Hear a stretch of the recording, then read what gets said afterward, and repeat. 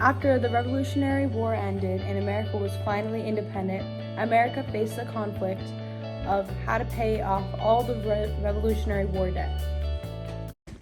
Alexander Hamilton proposed a financial plan to cure the United States of all the debt. Hamilton, being a Federalist, obviously sparked controversy and uprising in the Democratic Republican Party. Thomas Jefferson, who was also part of Washington's cabinet and the Secretary of State, was particularly disgruntled by this. The Bank of the United States would provide a safe place to hold tax revenue and hold state funds for the U.S. government. It would also regulate other banks. He felt that the national bank was unconstitutional. It was not stated in the Constitution and was not necessary.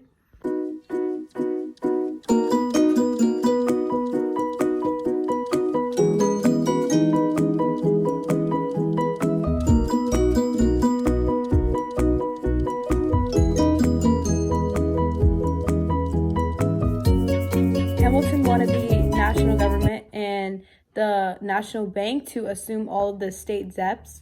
All of the state debts would be accumulated into one whole debt. This would give the states a fresh start to start their industry, their market, and stabilize their credit once again.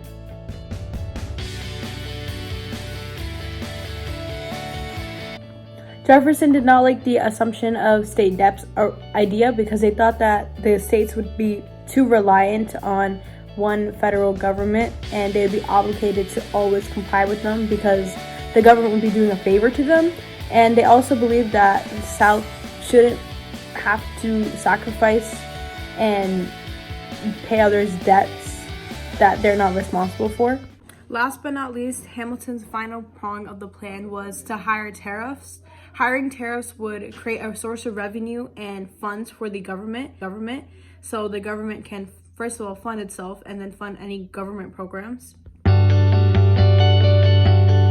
This would also promote domestic manufacturing and expansion of American markets because imports and exports would also be taxed.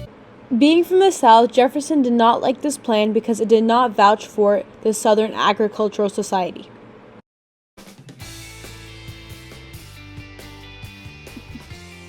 The opposing sides and the different perspectives from each party gave Washington more than what he needed. He learned more from the debates that occurred within the two than the actual decision made. And eventually we do see that the National Bank is passed in 1791. Eventually we see in the Compromise of 1790 that the National Bank is passed and you see much of Hamilton's financial plan in play.